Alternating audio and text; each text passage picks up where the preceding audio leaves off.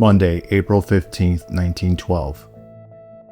The SS Californian sails through a sea strewn with ice, and with the wreckage of a maritime disaster that would soon echo throughout history.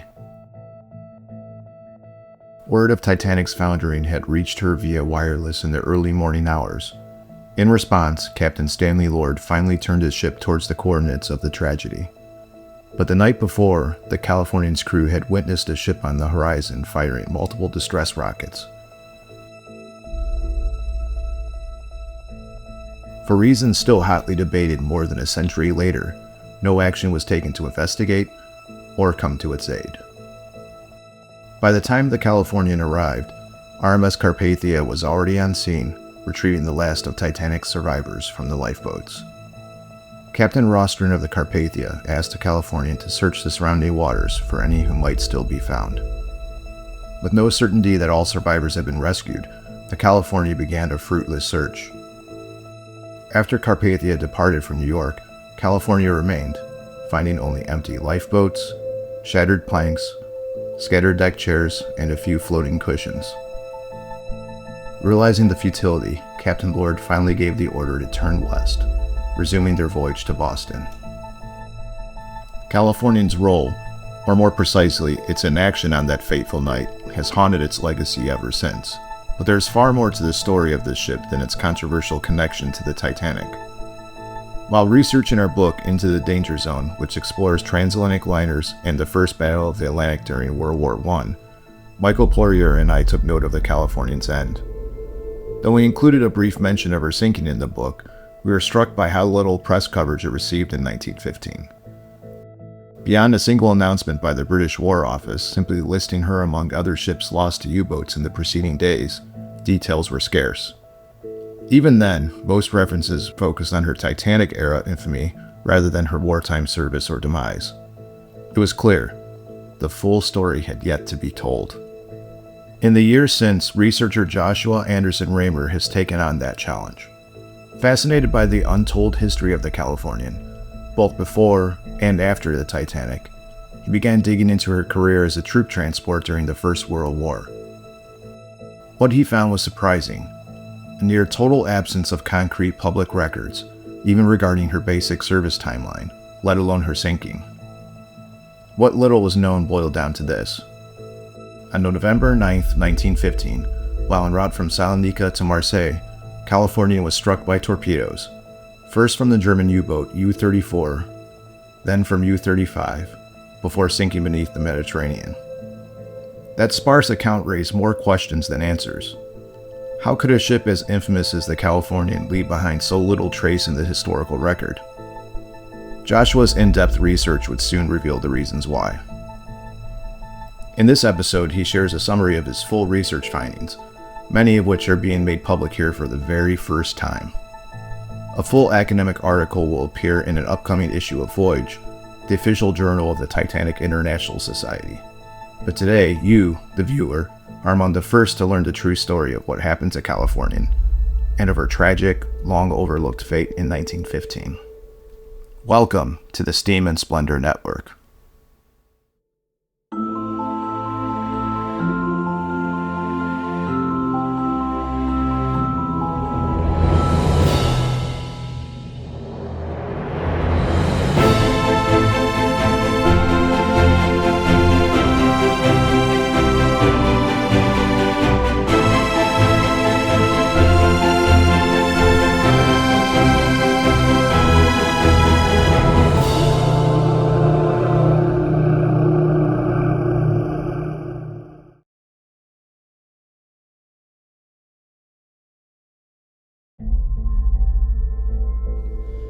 Californian's time after the Titanic disaster is like that of most other freighters during the quiet times before the First World War, mostly spent sailing regularly between London, Liverpool, Antwerp, Boston, New Orleans, Galveston, and Veracruz.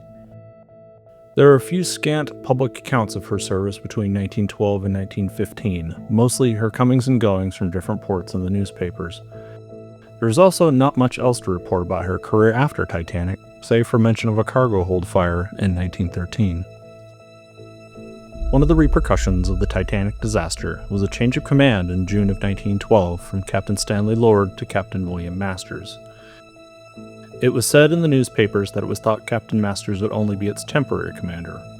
However, this did not end up being the case, as he remained Californian's captain for the rest of its service life. Despite searching, a specific date on which Californian was requisitioned by the British Admiralty in 1914 has still yet to be established. One of the more intriguing questions regarding Californian's wartime service is the question of her paint scheme. How was she painted when she sank? This was a time before dazzle camouflage had really been embraced by the British Admiralty, and many ships were painted in varying shades of gray.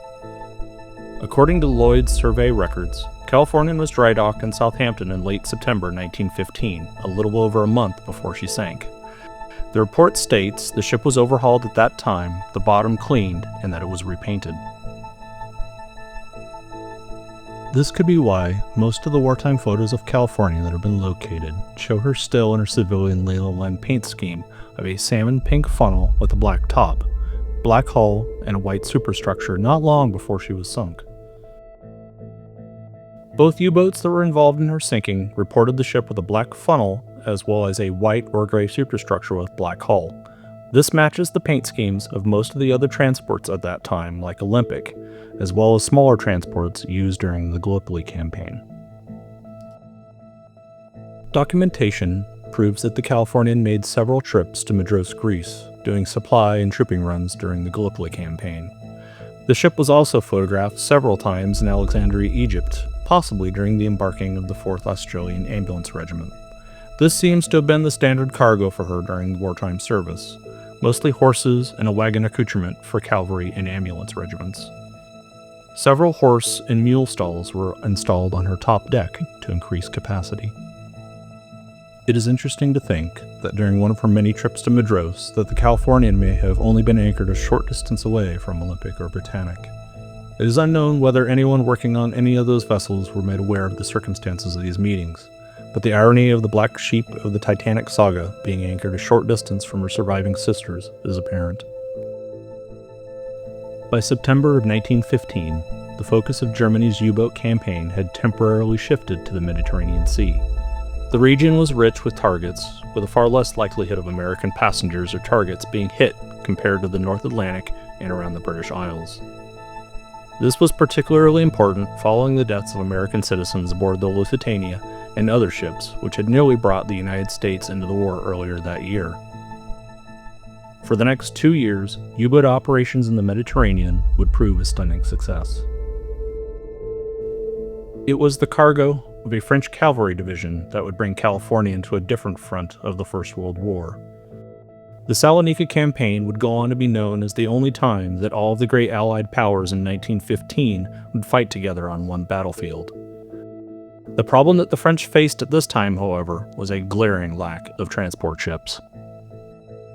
Because of this, the Californian and several other large transport ships were loaned, along with their British crews, to the French military.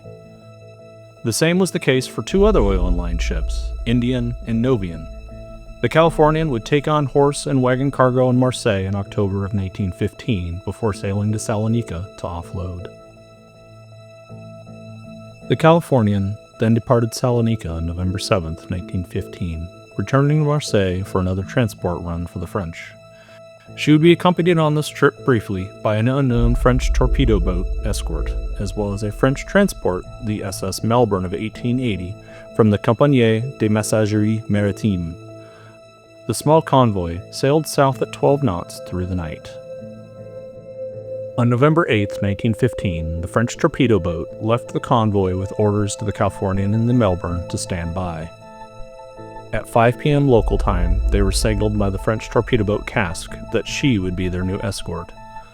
At 10 p.m., they passed Anti-Milo Island, setting course for the Cathedral Strait, which they passed through at 3:30 a.m. on the morning of November 9th, course south by 38 west true.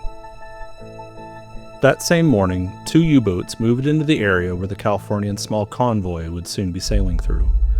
U-34 was under the command of Kapitän-Leutnant Klaus Rucke, and U-35 under the command of Korvettenkapitän Waldemar Kofemel. Rooker would sink 80 ships during the war, while Kofemil would claim 56. Both commanders were following orders from Naval High Command to be on the lookout for Allied ships sailing to and from the Gallipoli and Salonika campaigns. Both U-34 and U-35 would go on to end the war, having completed 17 war patrols each. U-34 sank 119 ships over the course of the war. U-35 went on to be one of the most successful U-boats of the entire war, sinking 226 ships before being surrendered in November of 1918. Many of the ships sunk by U-35 was during the command of its legendary U-boat ace, Kapitän-Leutnant Lothar von Arnold de la Paix. He was responsible for sinking 193 ships during the war, the highest total by any German commander in either the First or Second World War. At 7 a.m., U-34 sighted 3 columns of smoke heading towards its position from the Kathir Strait. 20 minutes later, Rooker made out that it was a smaller convoy of 2 steamers and a small escorting destroyer. U-34 then dove so that it could position itself for an attack. The convoy was traveling in a mostly single-file line with the cask forward into port of the Californian on a southwest course. Rooker therefore decided to attack from the somewhat less defended starboard side of the convoy, making Californian his primary target. U-34's log describes her as 8 to 10,000 tons in size, 1 smokestack, 4 masts, and a high superstructure. It is also reported that the Californian had a black funnel, having only recently been repainted from Leyland line pink into a less obvious black for military service. At 7:55 a.m., U-34 fired a lone torpedo from its stern tube at 600 meters. Considering the presence of the cask, Rooker immediately ordered his boat to dive deep and head in a west-northwest direction. The wake of the torpedo was spotted by the crew on the cask as well as those on the Californian. Regrettably, it was too late. At less than 600 meters, there was simply no time to try and avoid it.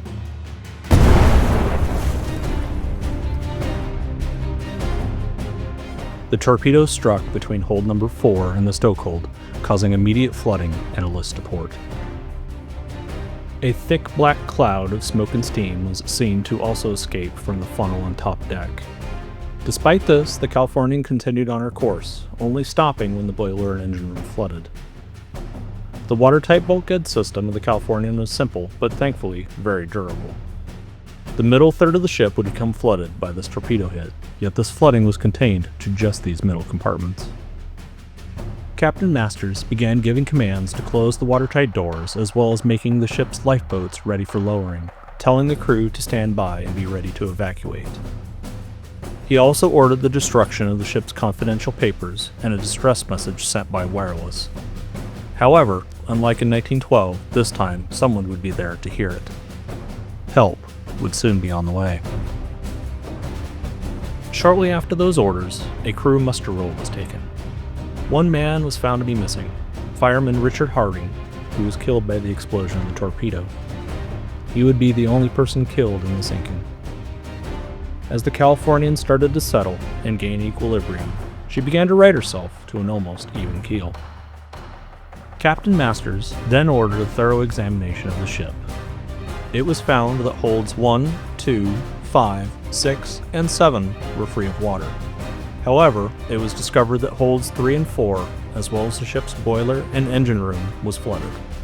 Despite this, Captain Masters began to feel confident that the ship would sink no further.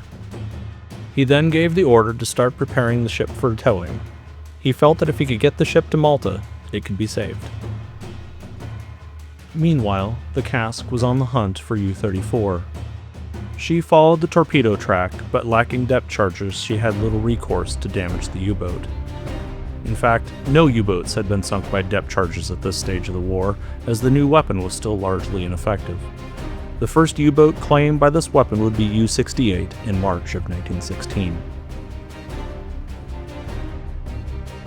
The torpedo boat had started a search pattern radiating around and away from the site of the drifting Californian. The Melbourne had swung to port to avoid the stalling Californian and began sailing in wide circles around the scene so as not to be a sitting target. The cask's commander tried communicating with Captain Masters on the Californian using international codes to, quote, learn his intentions. However, this resulted in a series of miscommunications between the two ships. At 8:30 a.m., the cask reported sighting a U-boat at 10,000 meters and gave chase.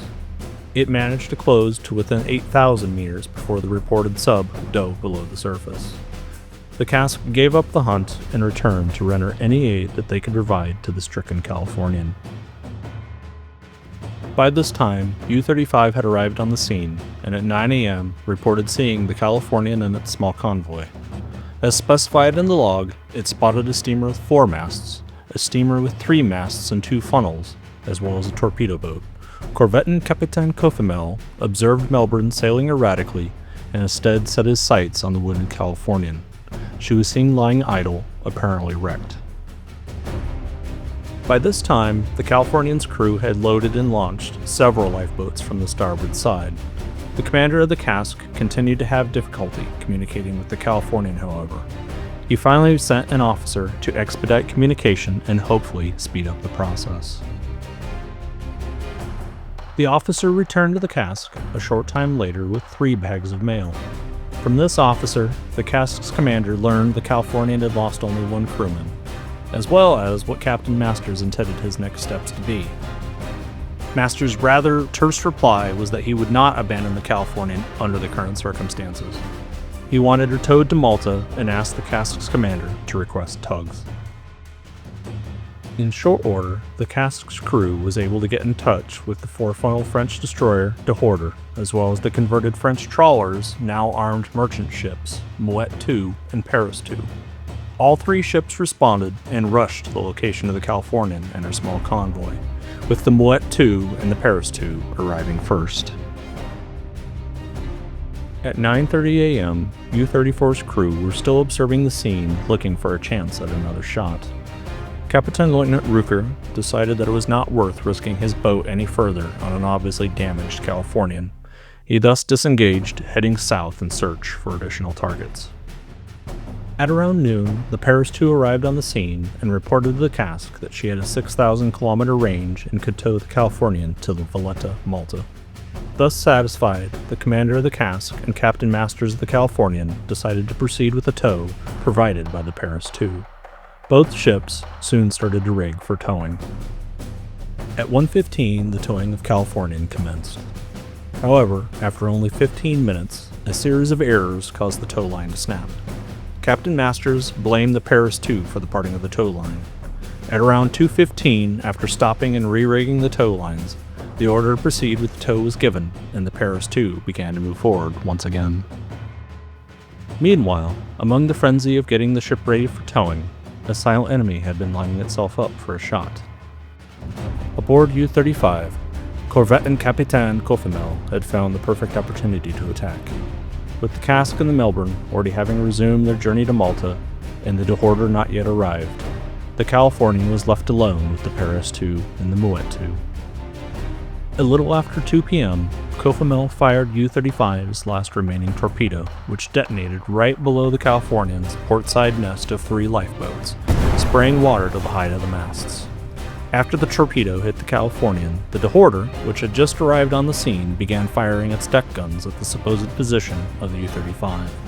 With the shots falling nearby and with no torpedoes remaining, Cofimel ordered U-35 to dive, escaping further detection. Back aboard the Californian, Captain Masters, believing the second torpedo strike to be the death knell to his home of 3 years, reluctantly gave the order to abandon the ship. But somehow, after a brief period of time, Masters reconsidered the situation, rescinded the order, and asked for help from Paris II. Masters decided to leave the ship and wait for more help before asking for volunteers to reboard the Californian and continue towing the ship to Malta. Several hours later, at 4:40 p.m., the U-35 surfaced some distance away to look at her prey. The crew of the submarine saw the Californian listing, but still afloat. Since they could not wait for her to sink, since darkness was fast approaching, they decided to leave the Californian to her fate. Only a short time later, at 5 p.m., Captain Masters was told by the commander of the Paris II that the De Hoorder had ordered them to proceed with the tow. Masters thought it was now too late in the day, with darkness quickly approaching and inadequate protection from enemy submarines. Masters stated he did not intend to reboard Californian until daylight, and only then would they continue the salvage efforts. At 7:15 p.m., the commander of the Paris II was ordered to transfer the Californian's crew to the Moet II, which would be standing by. Shortly after 8 p.m., the transfer of the crew was completed. Captain Masters was now told they would be leaving the scene and sailing for the French Navy base on the island of Milos. This left the Californian abandoned and derelict. To some like her captain, though, she was still a salvageable hulk at a time when ships were being sunk every day. As the hours passed into the next day, November 10, 1915, the Moet II steadily sailed towards Milos, finally arriving at 1:55 p.m. local time. At 2:39 p.m., with the crew being offloaded to shore, Captain Masters met with the Milos Naval Base commander. Masters is told that since the Californian could not be salvaged, as there was no help available, she would have to be sunk as a hazard to navigation. Captain Masters was incensed, but lacked any real sway or ability to change the situation. He believed wholeheartedly that the Californian could have been saved, and said as much in his final report to the Ministry of Transport. Meanwhile, the destroyer De Hoorder sailed back to the scene and found the Californian listing and low on the water, but still afloat. The crew opened fire at 4:01 p.m. with their 4-inch deck guns. They continued to shell the ship until 5:10 p.m., looking for any results from the fusillade of shells they had sent over the last hour. Surprisingly, De Hoorder's crew found her stubbornly still afloat.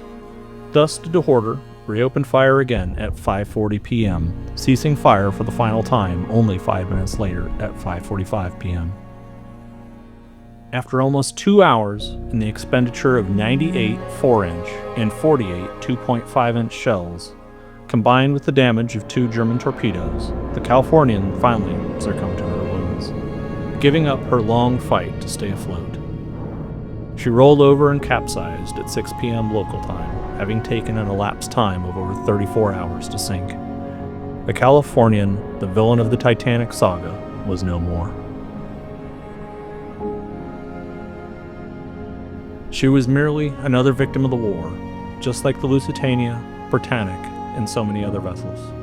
While her contributions to the war effort were minuscule in comparison to what was going on in the Gallipoli and Salonika campaigns, she still did her part to help win the war for the Allies. The Californian sank in an area just over 10,000 feet deep. Deep, but not insurmountable with today's diving technology. There has never been an expedition to find the wreck, but with this new research and a narrower search area now defined, she may possibly be seen again someday. The town of Dundee, Scotland, should be very gratified to know that a vessel built there in 1902 should have withstood such an onslaught. While she was just another lowly freighter, her place in history, good and bad, is something that can be celebrated with some pride. Captain Masters would go on to command other Leyland Line ships, and finally passed away on July 19, 1943, during the height of the Second World War.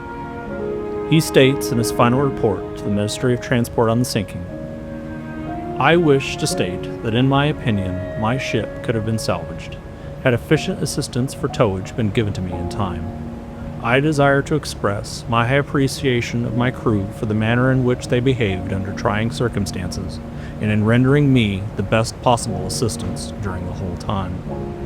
The words of a man who cared very much for his crew in former command, the forever infamous SS Californian.